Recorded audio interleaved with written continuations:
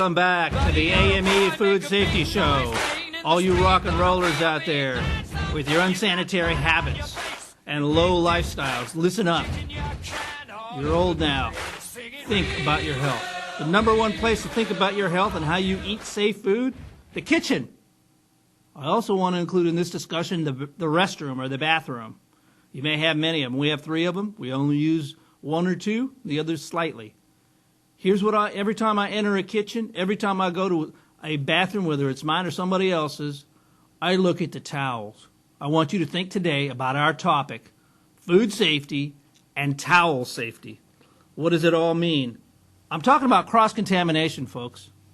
Bacteria that grows on a surface, and then you, totally ignorant, totally well-meaningly, touch that surface, and you drag it onto your body and then spread it everywhere you go. Cross-contamination. Let's begin with that first slide. Danger.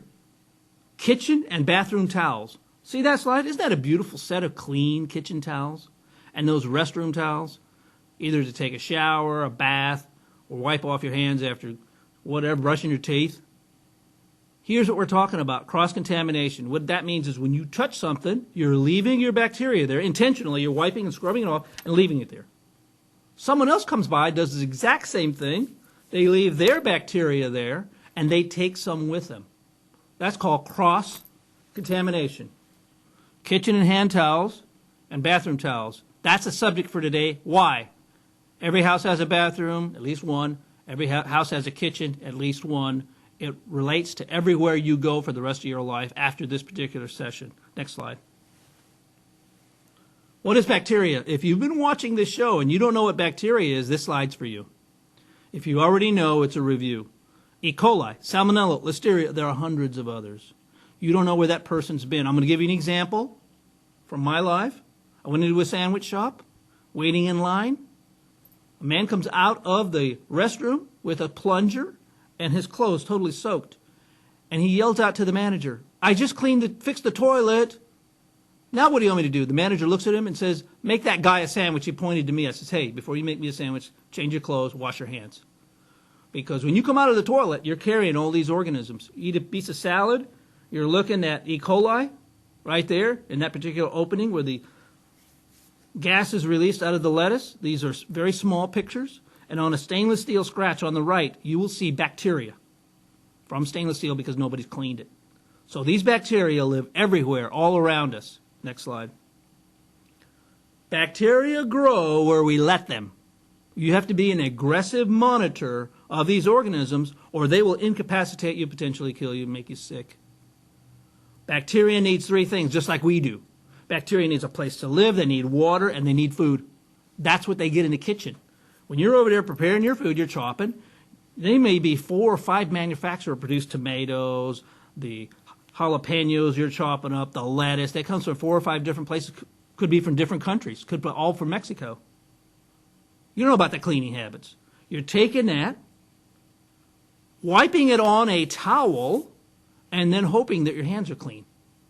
Well, what you've done, you've taken those contaminants from those imported foods, plop them onto your hands, plop them onto that towel.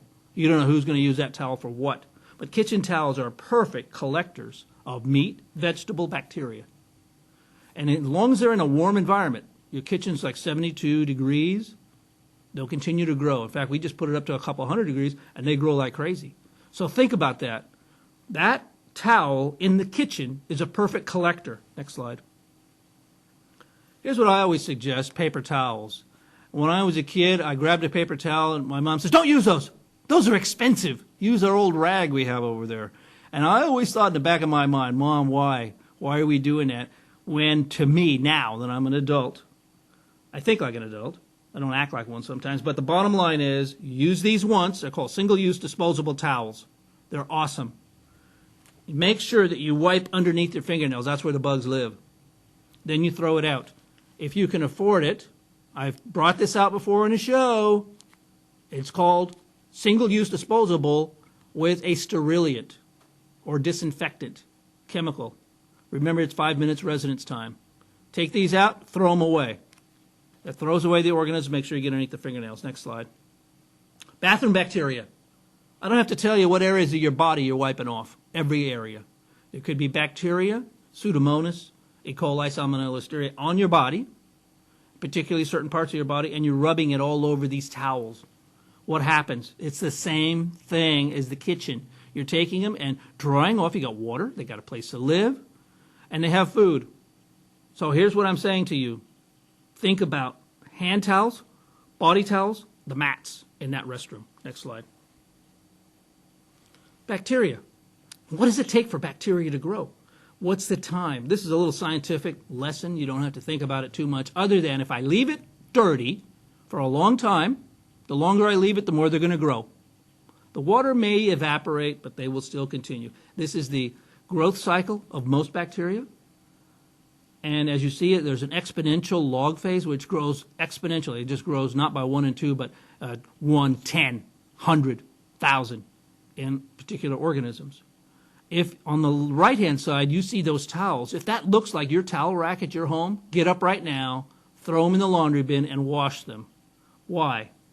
It takes about 3 days for that log reaction to kick in for most places. If you have an unusually warm house like my grandmother had, she was from Louisiana, and she kept her house hot. It was like 80-something degrees. You'd immediately begin to perspire. I always smelled. It had a funny smell in there. It's usually mold and mildew and yeast. But the issue is 3 days.